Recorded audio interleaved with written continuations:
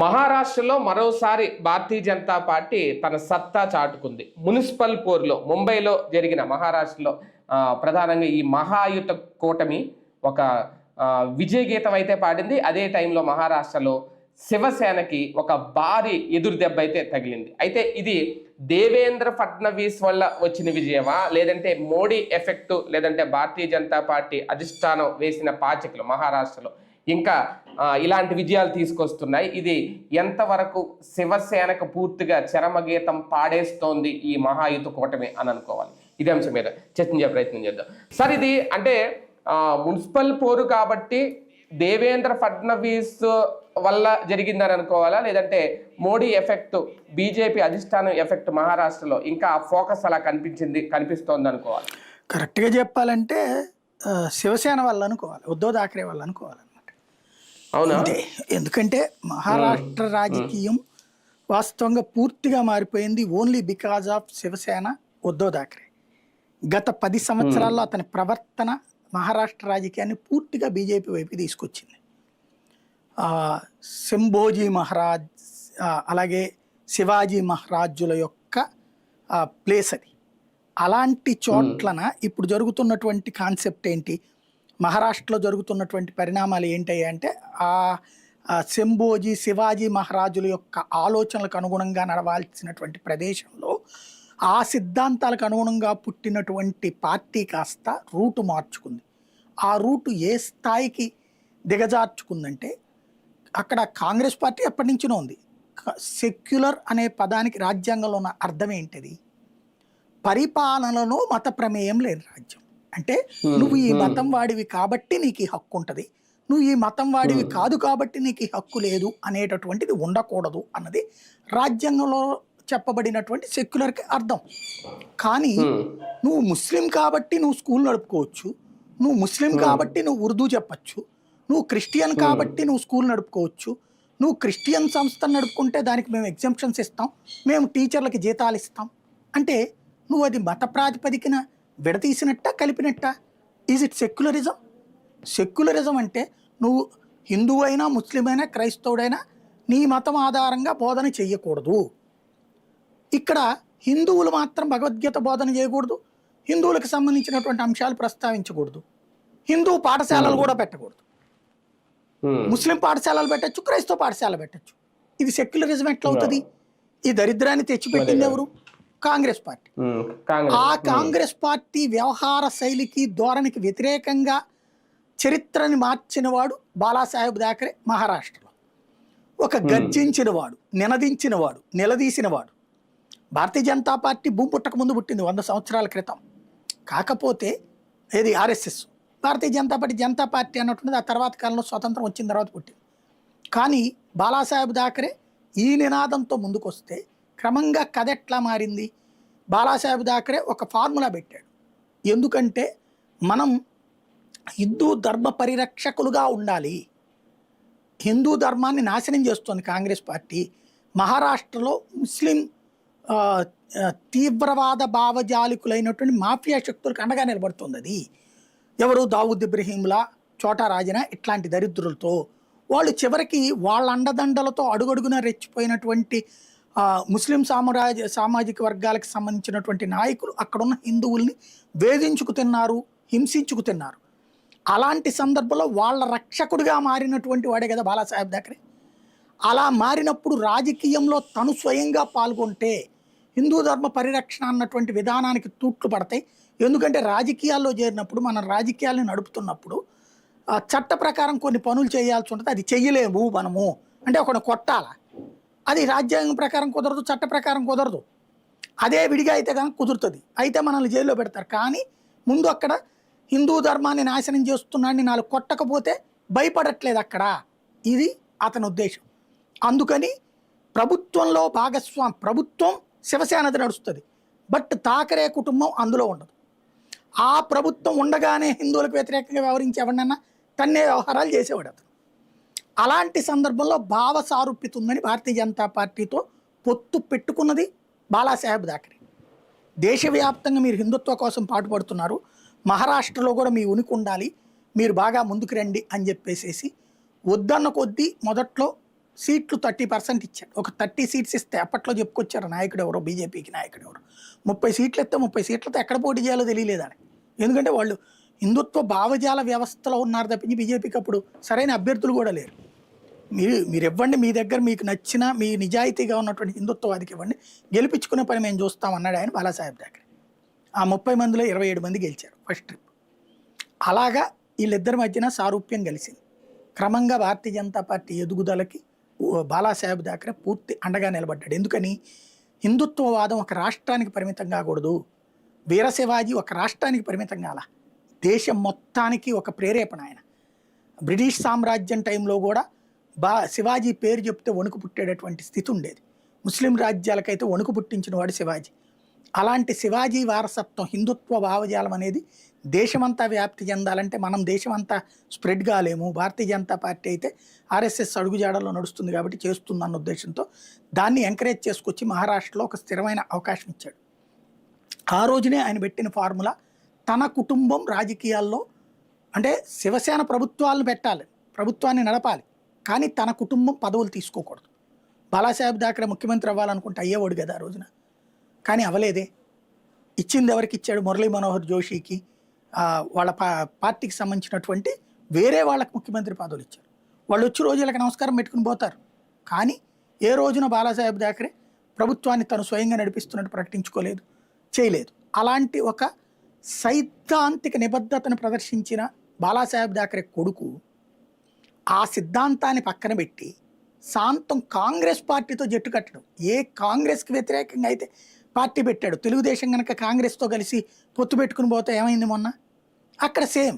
వాస్తవంగా భారతీయ జనతా పార్టీకి ఉద్ధవ్ థాకరేకి గొడవ వచ్చింది ఎక్కడంటే మేం బలవంతులం అనుకున్నారు. అప్పుడు భారతీయ జనతా పార్టీ ఒక మంచి ఫార్ములా పెట్టింది, ఇద్దరం 50-50 పోటీ చేద్దాం, ఉన్న సీట్లలో 50-50లో ఎవరికి ఎక్కువ వస్తాయో వాళ్ళు ముఖ్యమంత్రి అవుదామని చెప్పింది. అందుకు ఒప్పుకున్నాడు కదా ఉద్ధవ్ థాకరే.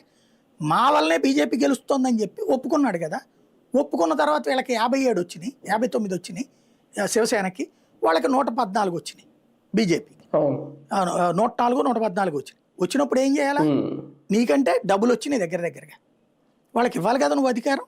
అందులో అక్కడ పూర్తి మెజారిటీ ఉన్నటువంటి సందర్భం. కానీ ఇతను ఏం చేశాడు? నాకే ముఖ్యమంత్రి కావాలని కూర్చున్నాడు. ఒప్పుకోకపోతే ఏ బీజేపీకి వ్యతిరేకంగా పుట్టిన కాంగ్రెస్ పార్టీ, ఏ బీజేపీకి వ్యతిరేకంగా పుట్టిన శరద్ పవార్ పార్టీలతో ఇతను వెళ్ళి జట్టు కట్టి అక్కడ ప్రభుత్వాన్ని ఏర్పాటు చేశాడు.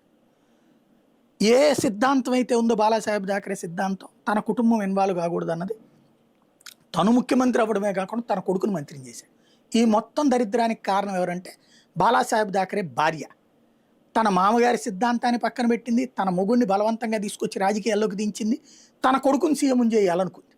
దీనికి సంజయ్ రౌత్ అనే ఒక శకును ఉన్నాడు, వాడు శరద్ పవార్ మనిషి. శరద్ పవార్ ఇచ్చే డబ్బులతో బతికేవాడు, వాడు ఓ చిన్న పేపర్ నడుపుకునేవాడు. వాడు శరద్ పవార్ తరపున వచ్చి వీళ్ళింట్లో దూరితే వీళ్ళ ఆవిడతో చెప్పి నీకెందుకు మీ కొడుకుని సీఎం చేస్తానని చెప్పి చివరికి బీజేపీ నుంచి యువతలకు వచ్చేలా చేసి చివరికి కొడుకుని సీఎం కాకుండా మొగుడిని సీఎం చేయించాడు. ఎందుకంటే ఆయన అయితే కనుక అసమర్థంగా పడి ఉంటాడు అన్నటువంటి ఉద్దేశంతో వీళ్ళు చెప్పినట్టు అంటారు అన్నట్టు. చివరికి ముఖ్యమంత్రి నువ్వు బయట కూర్చోగాసేపు నేను మళ్ళీ పిలుస్తానని చెప్పే పరిస్థితిలో దిగజారినటువంటి స్టేజీ ఉద్ధవ్ థాకరే. బాలాసాహెబ్ థాకరే నట్టు అనగలిగిన దమ్ము శరద్ పవార్కు ఉందా? బాలాసాహెబ్ థాకరే ముందు చేతులు కట్టుకుని ఉండేవాడు శరద్ పవార్. అలాంటి శరద్ పవార్ ఎదురుగుండా చేతులు కట్టుకుని ఉంచుని ఆత్మాభిమానం చంపుకున్నటువంటి పార్టీ కింద మారిపోయింది. అలాగే కాంగ్రెస్తో ఎప్పుడైతే జట్టు కట్టిందో దాని పతనానికి బీజం పడింది. ఆ రోజునే శివసేన పతనానికి బీజం పడింది. ఆ రోజునే సర్వనాశనం ప్రారంభమైంది. అందులో భాగంగా అప్పుడే ఇటు హిందుత్వవాదులు, అక్కడ ఉన్నటువంటి మహారాష్ట్ర హిందుత్వవాదులు అంతకుముందు ఇద్దరిని నమ్మి ముందుకి అటు కొంత మొగ్గు చూపారు, కొంతసేపు శివసేనకి, కొంత బీజేపీకి మొగ్గు చూపుతూ వచ్చారు. హిందుత్వ ఓట్లు డివైడ్ అయినాయి ఆ రోజున. ఇప్పుడు clear, there is no Hindutva party in Congress, Shiv Sena and Sharad Pawar. వీళ్ళ ముగ్గురు కాదు అని తేల్చుకున్నాడు. దాని పర్యవసానం భారతీయ జనతా పార్టీని నిజమైన హిందుత్వ పార్టీ అని గుర్తించారు. అక్కడ హిందువులు పోలరైజేషన్ జరిగిందనడానికి సాక్ష్యం మాలేగావ్ లాంటి 70% ముస్లింలు ఉన్నటువంటి పట్టణంలో ఒక ఇస్లాం అని కొత్తగా పుట్టిన పార్టీ గెలిచింది. ఓవైసీ పార్టీ సెకండ్ ప్లేస్ వచ్చింది. కాంగ్రెస్ బీజేపీలు 2-3 స్థానాలతో సరిపెట్టుకోవాల్సింది. అంటే ముస్లిం పోలరైజేషన్ జరిగింది, ఇటు హిందూ పోలరైజేషన్ జరిగింది. హిందూ పోలరైజేషన్ ఇంపాక్ట్లో ఉద్ధవ్ థాకరే సర్వనాశనం అయిపోయాడు. ఎందుకని? హిందువులు అతను నమ్మట్లేదు. ఇతను ముస్లిం ఓట్ల కోసం హిందువుల్ని దూరం చేసుకున్నాడు. రెండుకి చెడ్డరేవడయ్యాడు. ఒరిజినల్గా చెప్పాలంటే శివసేన వలన భారతీయ జనతా పార్టీ పూర్తి బలం పుంజుకుంది. ఇవాళ రోజున షిండేకి కూడా షాక్ ఇచ్చారు అక్కడ ప్రజలు. షిండే క్రిందటిసారి ఉద్ధవ్ థాకరే నుండి పార్టీని చీల్చుకుని ఎమ్మెల్యేలను తీసుకొచ్చి బీజేపీతో కలిసి, అంటే ఎట్లయితే కూటమిగా పోటీ చేసి బీజేపీ నుంచి విడిపడి ఉద్ధవ్ థాకరే వెళ్ళి మిగతా ఇద్దరితో జట్టు గట్టి ప్రభుత్వాన్ని ఏర్పాటు చేస్తే, ఆ శివసేనని చీల్చి అందులో ఉన్నటువంటి ఎమ్మెల్యేలను ఇటు తీసుకొచ్చి షిండే, శరద్ పవార్ని చీల్చుకొచ్చి అజిత్ పవార్ తీసుకొచ్చిన ఎమ్మెల్యేలతో కలిసి బీజేపీ ప్రభుత్వాన్ని ఏర్పాటు చేసింది. ఇది అక్కడ మార్పుకి ఆరంభం. అంటే వాళ్ళు ఎందుకు వచ్చారు, ఉద్ధవ్ థాకరే లాంటి కాదు అనుకుని ఒక పని. కానీ అక్కడ బీజేపీ ఎంత బాధ్యతాయుతంగా ప్రవర్తించింది, ఈ మొత్తం మార్పుకు కారణమైన షిండే కదా అని షిండేకి సీఎం పోస్ట్ ఇచ్చింది. ముఖ్యమంత్రిగా చేసిన ఫడ్నవీస్ని డిప్యూటీ సీఎంగా సర్దుకోమంది. పనిచేశాడు. ఎక్కడ ఎలాంటి వ్యాఖ్య లేదు. అతని నాయకత్వాన్ని ఒప్పుకున్నాడు, షిండే నాయకత్వాన్ని. ఫడ్నవీస్ సీన్ కట్ చేస్తే ఎలక్షన్ అప్పుడు పొత్తులో మళ్ళీ సేమ్, ఎవరెవరు ఎన్ని సీట్లో పోటీ చేయాలి ఎట్లాగా. తీరా చూస్తే అత్యధిక స్థానాలతో బీజేపీ అధికారంలోకి వచ్చింది. వీళ్ళిద్దరూ యాడింగ్ అక్కడ. కానీ తక్కువ సీట్లు వచ్చినటువంటి షిండే నాకు సీఎం పదవి కావాలన్నాడు. ఎందుకంటే మహారాష్ట్ర ప్రజలు బీజేపీని గెలిపించింది కూడా నన్ను చూసినే అన్నాడు. లైక్ శరద్ పవార్ ఇదే ఉద్ధవ్ థాకరే బుద్ధే చూపించాడు ఇక్కడ. సరే, అధినాయకత్వం అయితే క్లియర్గా ఉంది. అమిత్ షా క్లియర్గా చెప్పేశాడు సీఎం పదవి మాదేనన్నాడు. తప్పనిసరి పరిస్థితుల్లో చివరికి ప్రమాణ స్వీకారానికి కూడా అరగంట లేటుగా వచ్చాడు. అతను అంతగా విసిగించేశాడు. ఫైనల్గా అతను లేకపోయినా ప్రమాణ స్వీకారం జరిగిపోతుంది. ఎందుకంటే అజిత్ పవార్ ఆల్రెడీ జాయిన్ అయ్యి ఉన్నాడు కాబట్టి ఏం కాదన్నటువంటి దాంతో ఇక మూసుకుని వచ్చి ప్రమాణ స్వీకారం చేసి అప్పటి నుంచి కొన్ని సెటైర్లు వేస్తున్నాడు, దూరంగా ఉంటున్నాడు ప్రభుత్వంలో ఉండి కూడా. ఎందుకు, ముఖ్యమంత్రి పదవి కోసం. ఇవాళ బృహత్ ముంబై కార్పొరేషన్లో అతని సత్తా ఏంటో తెలిసిపోయింది. బీజేపీ వల్ల షిండే కూడా లాభపడతాడు తప్పించి షిండే పర్సనల్ వల్ల బీజేపీ లాభపడలేదని ముంబై ఎలక్షన్లో తేలిపోయింది. ముంబైయే శివసేనకి పట్టుబొమ్మ లాంటిది. 40 ఏళ్ల నుంచి దాని చేతిలోనే ఉంది. అక్కడ 1985 నుంచి ఇన్ని సంవత్సరాలు ఒక్క 3 సంవత్సరాలు మాత్రమే ముంబైలో వీళ్ళు లేరు. మిగతా టైం అంతా వీళ్ళే అధికారం, శివసేన. బీజేపీ కూడా దాని సబార్డినేట్ పార్టీగా ఉంది అక్కడ మహారాష్ట్రలో, ముంబైలో. అలాంటిది మొట్టమొదటిసారి ఎవరికి వాళ్లే పోటీ చేస్తున్న ఒక ఎత్తు అయితే, భారతీయ జనతా పార్టీ ఇండివిజువల్గా పోటీ చేసినా కూడా గెలవగలిగేటటువంటి పరిస్థితి ఉంటుంది. కానీ మిత్రపక్షాలతో కలిస్తే సంపూర్ణ విజయం అన్నటువంటి దాంతోనే పోయింది. ఇక్కడ ఫస్ట్ ప్లేస్లో 89 స్థానాలతో బీజేపీ గెలుచుకుంటే షిండే పార్టీకి 29 వచ్చినాయి. ఇద్దరు కలిస్తే మేయర్ వచ్చేసింది నెంబర్ 1. 114కి 114 కావాలి, 116 వచ్చేసింది. నెంబర్ 1 అక్కడ సక్సెస్ అయింది. రెండవది ఏంటి, సెకండ్ ప్లేస్ ఎవరు వచ్చారు, ఉద్ధవ్ థాకరే పార్టీ వచ్చింది 69 స్థానాలు. అంటే ముంబైలో షిండే కంటే కూడా ఉద్ధవ్ థాకరే పట్టుంది. తద్వారా షిండే రెచ్చిపోవడానికి అవకాశం లేకుండా పోయింది. యూబీటీ మూడవది వచ్చేటప్పటికి రాజ్ థాకరే, ఉద్ధవ్ థాకరే ఇద్దరు ఒకరికొకరు తగవే. ఎందుకంటే బాలాసాహెబ్ థాకరే తన కుటుంబాన్ని పక్కన పెట్టాడు, కానీ తన అన్న కొడుకు అయినటువంటి రాజ్ థాకరేని ప్రోత్సహించాడు. ఆ రాజ్ థాకరే కాకుండా నాయకత్వం చివరిలో తర్వాత పార్టీ నడిపింది అతనే, శివసేనని. కరెక్ట్గా సంజయ్ రౌత్ చెప్పాడని అతన్ని పక్కన పెట్టేసి లాక్కున్నది వీళ్ళు ఇక్కడ. ఇది ఉద్ధవ్ థాకరే. అప్పటి నుంచి వీళ్ళిద్దరి మధ్యన ఉప్పు నిప్పు లాంటి సంబంధం ఉంది. క్రిందటిసారి రాజ్ థాకరే బీజేపీతో కలిసి పోటీ చేయడానికి పోటీ అయ్యాడు, కానీ బీజేపీ తీసుకోలేదు అతన్ని. ఇప్పుడు ఆ రాజ్ థాకరే ఉద్ధవ్ థాకరేతో కలిసేసాడు. వీళ్ళిద్దరికీ ముంబైలో గట్టి పట్టుంది, నాగ్పూర్లో గట్టి పట్టుంది, పూణేలో గట్టి పట్టుంది, కళ్యాణ్లో గట్టి పట్టుంది. తీరా చూస్తే ఆ 4 చోట్ల రాజ్ థాకరే పరిస్థితి, ముంబైలో 6 ఏమో వచ్చినాయి అతని పరిస్థితి. ఇంకా కాస్త కొస్త ఉద్ధవ్ థాకరేకి బెటర్ ఏమో 69 అన్న వచ్చినాయి. ఇద్దరూ కలిసినా, కాంగ్రెస్తో కూడా కలిసినా కూడా ఛాయిస్ లేదు అక్కడ. ఇది షిండేని కంట్రోల్ చేసినట్టయింది, వీళ్ళని కంట్రోల్ చేసినట్టయింది. ఓవరాల్గా హిందుత్వవాదుల్ని ఏకం చేసి బీజేపీ వైపుకి పంపించిన ఘనత ఉద్ధవ్ థాకరే. అదే సందర్భంలో నా వలన బీజేపీ గెలుస్తుందని భ్రమపడ్డటువంటి షిండేకి పాఠం చెప్పింది మహారాష్ట్ర. అది ఇక్కడ కీ పాయింట్స్. 29 వచ్చినాయి అతనికి. 29 సార్. కానీ ఒకటి అంటే బిఎంసీలో ఈ స్థాయి గెలుపుకి దాదాపు 25 ఏళ్ళు పట్టింది భారతీయ జనతా పార్టీకి. ఇప్పటి వరకు 85 నుంచి ఆహా, ఆహా, 85 ఓకే. నుంచి ఈ రోజు వరకు శివసేనదే అక్కడ డామినేషన్. మధ్యలో 3 ఏళ్ళు అప్పుడు కూడా కాంగ్రెస్ శరద్ పవార్ల పార్టీ అధికారంలోకి వచ్చినప్పుడు ముంబైలో దెబ్బతీశారు కావాలని ఓ 3 ఏళ్ళు. అది తప్ప మిగతా అన్ని టైంలో కూడా శివసేన. ఈవెన్ భారతీయ జనతా పార్టీ కూడా శివసేన మేయర్కి మద్దతు ఇచ్చి గెలిపించుకునేది. ఇది డిప్యూటీ మేయర్తో సరిపెట్టుకునేది. ముంబై స్పెషల్ ఏంటంటే భారతదేశంలో దాదాపుగా 3-4 చిన్న రాష్ట్రాల బడ్జెట్ ఉంటుంది ముంబై కార్పొరేషన్కి. ఒక రకంగా దాదాపు ఆంధ్రప్రదేశ్ బడ్జెట్ అంత ఉంటుంది అది ముంబై కార్పొరేషన్. కాబట్టి అది చాలా పెద్ద కార్పొరేషన్ అనమాట. భారతదేశంలోనే రిచెస్ట్ కార్పొరేషన్ అది. భారతదేశంలో కాదు, వరల్డ్లో టాప్ 10 రిచెస్ట్ కార్పొరేషన్ అంటారు దాన్ని. అలాంటి స్టేజ్లో ఉన్నటువంటి ముంబైలో మొట్టమొదటిసారి భారతీయ జనతా పార్టీ మేయర్ రాబోతున్నాడు అనమాట. కానీ సార్ ఎంత లాంగ్ జర్నీలో ఇప్పటివరకు మీరు చెప్పిందంతా మొదటి నుంచి కూడా అందరూ బాలసాహెబ్ థాకరే దగ్గర నుంచి, ఉద్ధవ్ థాకరే దగ్గర నుంచి మొన్న షిండే వరకు కూడా అందరూ భారతీయ జనతా పార్టీకి సహకరించి వెళ్ళిన వాళ్ళే. ఇప్పుడు ఈ గెలుపు ఎంతవరకు శాశ్వతం అని అనుకోవచ్చు? అంటే బేసిక్గా ఎప్పుడు ఎన్నికల్లో ఏది శాశ్వతం కాదు. దాన్ని మనకి ప్రజలు ఇచ్చిన తీర్పు తర్వాతన అహంకారంతో ప్రవర్తించకుండా బాధ్యతాయుతంగా ప్రవర్తిస్తూ ప్రజలు కోరుకున్న వైపు ప్రభుత్వాన్ని నడపాలి. ప్రజలు లోపాలను ఎత్తి చూపెట్టినప్పుడు దాన్ని సరి చేసుకోవాలి. That is democracy. ఇదేం నియంతృత్వ దేశాలు కాదు కదా శాశ్వతంగా ఉంటుంది అనుకోవడానికి. బట్ పరిపాలన బీజేపీ అంటే వీళ్ళందరికీ భయం ఏంటి? ఓసారి అడుగు పెట్టిందంటే అది వదిలిపెట్టదు. ఎక్కువగా ఒకసారి ఓడినా మళ్ళీ గెలుస్తుంది. ఇప్పుడు ఫర్ ఎగ్జాంపుల్ మధ్యప్రదేశ్లో అంతకుముందు దిగ్విజయ్ సింగ్ 3 టర్మ్ల అధికారంలోకి వచ్చినాడు సుదీర్ఘకాలం. అట్లాంటిది భారతీయ జనతా పార్టీ 3 టైమ్స్ అధికారంలోకి వచ్చింది. ఆ తర్వాత మళ్ళీ మధ్యలో ఒక 5 ఏళ్ళు పోయిందంటే మళ్ళీ అధికారంలోకి వచ్చేసింది. రాజస్థాన్లో అయితే సరే ఒకళ్ళు అటు ఒకళ్ళు ఇటు, కానీ ఇదివరకు దారుణ పతనాలు ఉండేది. కానీ బీజేపీ నెక్ టు నెక్ స్టేజ్లో నడుస్తుంది అక్కడ. ఛత్తీస్గఢ్ 15 సంవత్సరాల అధికారం, కాంగ్రెస్ పార్టీ అంతకుముందు సుదీర్ఘకాలం పరిపాలించినటువంటి రాష్ట్రం. మధ్యలో ఒక 5 ఏళ్ళు పోయిందంటే మళ్ళీ వచ్చేసింది అక్కడ. గుజరాత్ అయితే 35 ఏళ్ళు దగ్గరగా.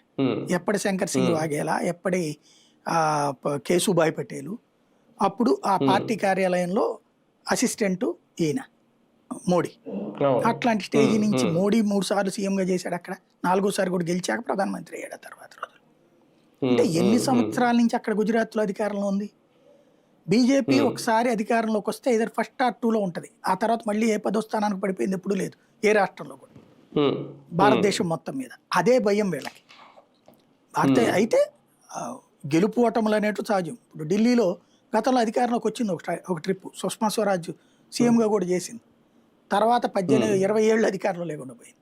కానీ అపోజిషన్లో స్ట్రాంగ్గానే ఉంది. అది కాంగ్రెస్ ఉన్నప్పుడు అపోజిషన్ అదే, తెలుగు తర్వాత ఆమ్ ఆద్మీ పార్టీ ఉన్నప్పుడు అపోజిషన్ అది. కాబట్టి ఇప్పుడు భారతీయ జనతా పార్టీ అక్కడ పుంజుకోవడం అనేది ఒక అద్భుతమైనటువంటి ఛాన్సు. ఇప్పుడు అక్కడ ఎవరెవరికి ప్రాబ్లం అయిపోయిందంటే శరద్ పవార్ ఉనికి సర్వనాశనం అయిపోయింది. వాళ్ళ కీ పాయింట్లలో దెబ్బతింది. బీజేపీతోనే ఉంటూ బీజేపీకి వెన్నుపోటు పొడవడానికంటే బీజేపీని ఇరకాటంలో పెట్టే నాటకాలు ఆడినటువంటి మిత్రపక్షాలకి బొక్కైంది. అజిత్ పవార్ పక్కన కూటమిలో భాగస్వామి డిప్యూటీ సీఎం. ఆయన అంతకుముందు శరద్ పవార్ 3 సార్లు మోసం చేశాడు అతన్ని. ఫస్ట్ ట్రిప్ అప్పుడు ఇద్దరు కలిసి ప్రమాణ స్వీకారం చేసి 13 రోజుల్లో దిగిపోయారు. ఎవరు? ఫడ్నవీస్ ఈయన కలిసి. అజిత్ పవార్ శరద్ పవార్ పార్టీని చీల్చానని చెప్పి ఎమ్మెల్యేని పట్టుకొచ్చి సంతకాలు పెట్టి ఇచ్చి ఆ తర్వాత వాళ్ళు ఎవరు నా మాట ఎంటలేదని చేతులు ఎత్తేసాడు. ఆ టైంలో ఒక దెబ్బ వేసాడు శరద్ పవార్.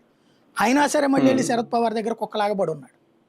మళ్ళీ కొన్ని రోజుల తర్వాత బీజేపీ ప్రభుత్వంలోకి చీల్చుకుని వచ్చాడు. అది కూడా షిండేను వీళ్ళు ప్రభుత్వం ఏర్పాటు చేస్తున్నప్పుడు. మళ్ళీ వచ్చి శరద్ పవార్తో నిన్న ఏం చేశాడు? ఇప్పుడు నువ్వు కూటమిలో భాగస్వామి, డిప్యూటీ సీఎం పదవిలో ఉన్నాడు. వెళ్ళి పూణేలోను కళ్యాణ్లో ఈ ప్రాంతాల్లో అజిత్ పవార్ పార్టీతో పొత్తు పెట్టుకున్నాడు. ప్రతిపక్షంలో ఉన్న అజిత్ పవార్ తోటి పెట్టుకుంటే ఉద్ధవ్ థాకరేను శరద్ పవార్ అక్కడ ఒకటిగా ఉన్నప్పుడు ఉద్ధవ్ థాకరే శరద్ పవార్ ఇంకేం విడిపోలేదు కదా. కాంగ్రెస్ విడిపోయింది, ఇండివిజువల్గా పోటీ చేసింది. వాళ్ళిద్దరితో నువ్వెట్ట పొత్తు పెట్టుకుంటావు? అక్కడ ఎన్సీపీతో పొత్తు పెట్టుకోవడం ద్వారా తన అహంకారాన్ని తను ప్రదర్శించాడు. వాళ్ళకి పట్టున్న 2 సీట్లలో సర్వనాశనం. 2 మున్సిపాలిటీలో బీజేపీ గెలిచింది. పూణే కావచ్చు, ఆ ప్రాంతాల్లో 2 మున్సిపాలిటీలు, 2 కార్పొరేషన్స్. తద్వారా వాళ్ళకి ప్రజలు చాచి బుద్ధి చెప్పారు. షిండే కూటమిలో భాగస్వామి అయ్యుండి బీజేపీని బెదిరిస్తున్నాడు, బ్లాక్మెయిల్ చేస్తున్నాడు. చాచి దెబ్బకొట్టి అతనికి నీ సత్తా ఎదిరా అని నిరూపించారు. టోటల్గా భారతీయ జనతా పార్టీ నాయకత్వంలో కూటమిగా ఉండండి. We are welcome you, we appreciate you. మీరు భారతీయ జనతా పార్టీని కాదని మీరు అంతకంటే ఎక్కువ ఉంటే మిమ్మల్ని మేము అంగీకరించమంటున్నారు మహారాష్ట్ర ప్రజలు. ఇది గుర్తుపెట్టుకోవాల్సిన అంశం. సరే, మహారాష్ట్రలో రెండు హిందుత్వ పార్టీల మధ్య జరిగిన పోరు ఇప్పుడు ఫైనల్ తుది అంకానికి వచ్చేసిందని అనుకోవాలి. ఇక ఇప్పుడు హిందుత్వ పార్టీల మధ్యన పోరు ఎప్పుడో పోయింది. సెక్యులర్ పార్టీలకి హిందుత్వ పార్టీకి మధ్యన పోరాటం. ఎన్సీపీ కాదు అక్కడ, శివసేన ఉద్ధవ్ ఠాక్రే పార్టీ. అది ఎప్పుడైతే కాంగ్రెస్ తో జట్టు కట్టి ప్రభుత్వాన్ని ఏర్పడిందో దాని హిందుత్వం అప్పుడే పోయింది. ఇప్పుడు ఇంకా హిందుత్వం ఏముంది అక్కడ? ఇప్పుడు పోయింది ఎవరంటే రాజ్ ఠాక్రే. ఆడికి ఆల్రెడీ సీన్ లేదు.